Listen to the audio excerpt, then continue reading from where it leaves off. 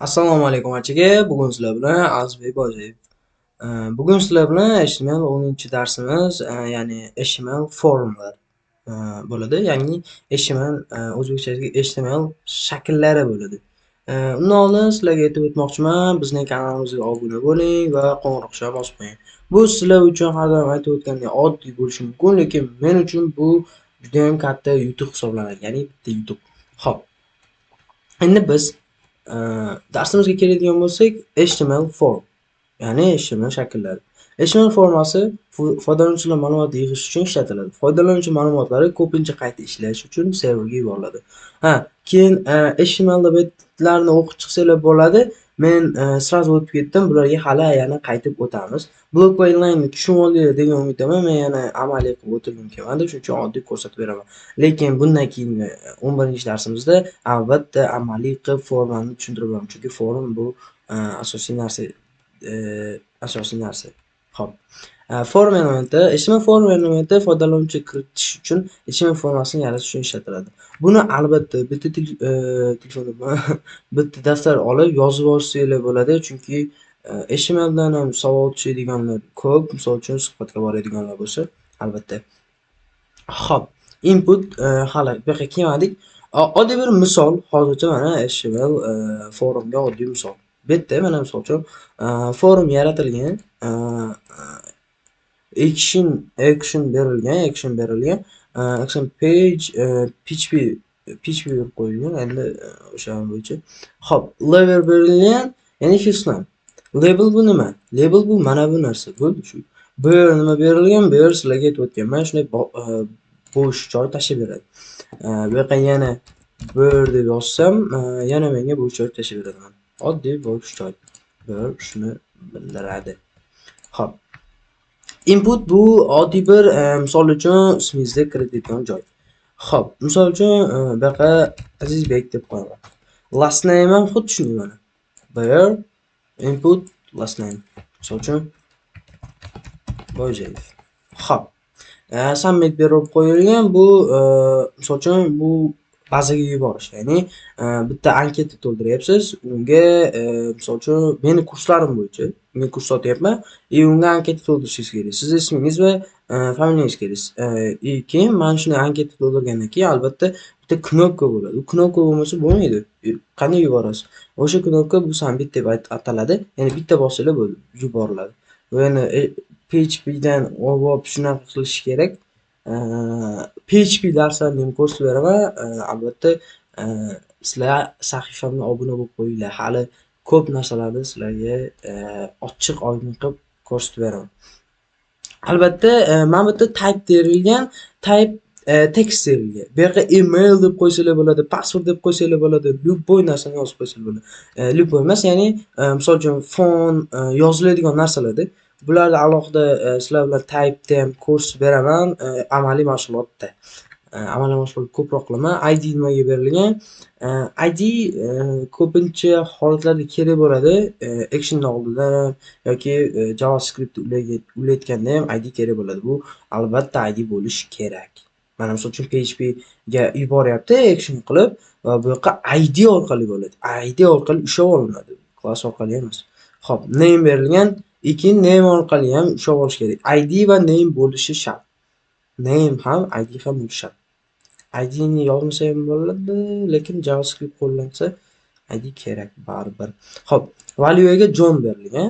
Value nima? Misol uchun qiymat. O'zbekchasiga ya'ni qiymat yoki bir o'sha qiymat to'g'risida keladi. Qiymatga oddiy John berib qo'ying. Value ga oddiy bo'sh joy berib qo'ysanglar bo'ladi. Bir xil endi misol uchun aniqladi. Keyin placeholder bor. Placeholderdan men sizlarga amaliy mashg'ulotda tushuntirib beraman.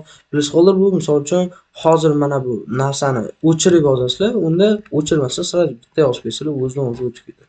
Buni menimcha любой odam bo'lsa kerak eshitmaydi. Xo'p, John deb qo'ygan, uni o'rniga Azizbek deb qo'yaman, Aziz deb qo'yaman, oddiy bo'ldi, Aziz bo'lib qoldi. Shu bilan Aziz turaveradi. Keyin o'zgartirsam ham bo'ladi. Bu yerda ham value o'sha qiymat. Submit bu aytdim, inputdan aytiladi, type submit bo'ladi. Type'larda ham alohida ko'rsatib beraman keyingi analarimda, darslarimda. Xo'p, label for name, ya'ni name bu last name. Last name bu familiya. Xo'p. Misol uchun for nimaga berilgan larni misol uchun bu hammasi kerak emas. Hammasi yozilishi kerakli narsa. Bitta narsa ham qolib ketishi kerak emas. Bu hammasi sizlarga bir xil payt yordam bermasligi mumkin, lekin sizlar uchun ozgina rol o'ynab beradi. Mana bu shu yerdagi bor narsa. Misol uchun bir xillar bor, type summit qilib qo'ymaydi-da. Oddiy input o'rniga nima deb qo'ysam bo'ladi? Button qilib qo'yadi. Oddiy button qilib qo'yadi mayda. Tun button misol uchun summit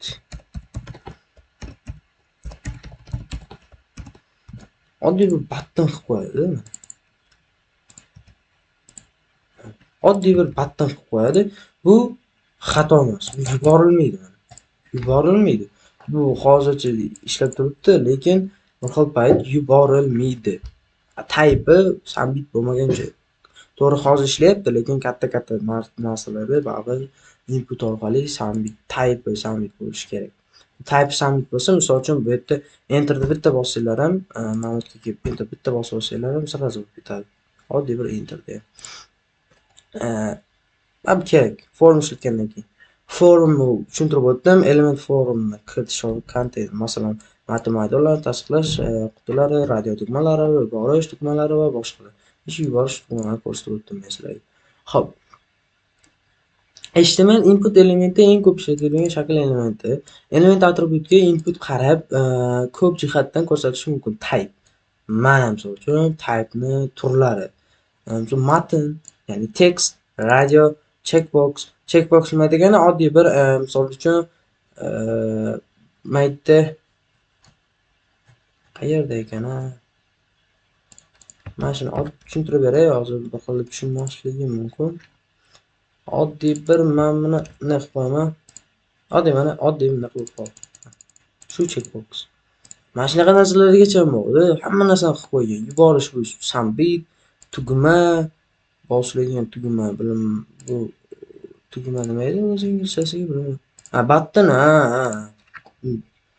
Button, button qaranglar, summit va button nima o'rtasida desanglar, summit qabul misol uchun enter deb bossanglar ham bo'laveradi.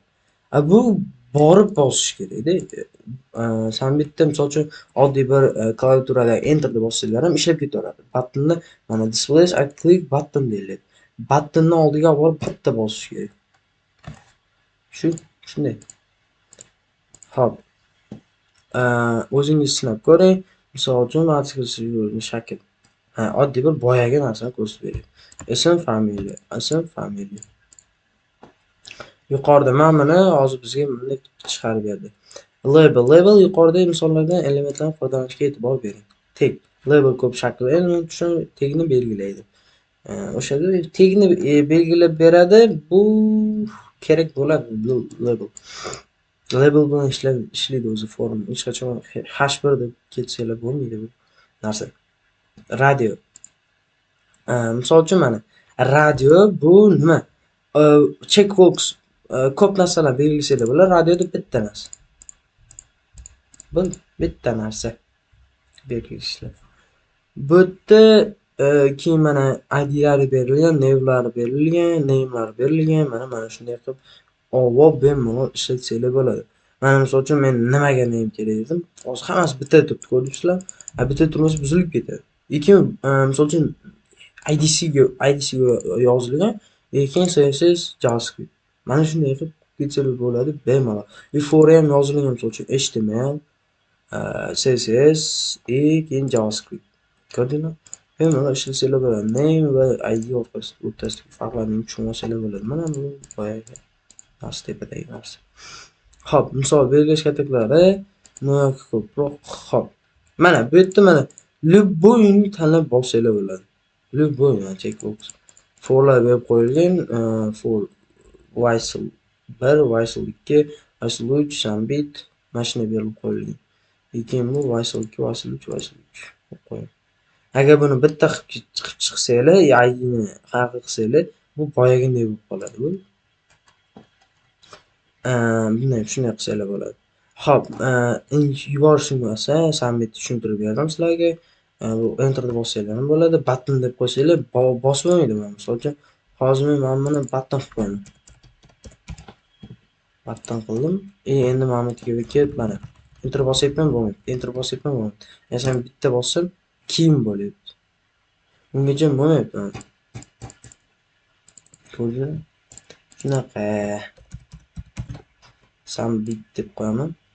Endi enterda bossam mana bu ketdi. Ko'rdingizmi? Sambit babi yaxshi narsa. Input uchun name attributi.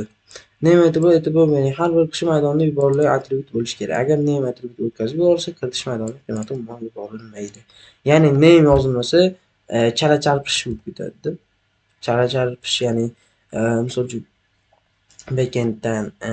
backenddan siz nimani deb olyapsiz, lekin bu yerda name berilmagan yoki name bu yerda berilmagan, bu chala chalpish bo'lib ketadi. Qarang, fishi submit form data your input was berilmagan deb shunaqa berib ketadi. Shuning uchun har doim name yuborib turish kerak. Name ham kerak, hamma narsa kerak. Bu yerda testlarni ishlab qo'yasizlar degan umiddaman. Xo'p, hammaga xayr, darsimiz shu bilan yakunlanadi. Keyingisida forma attributlarini o'rgatib o'taman.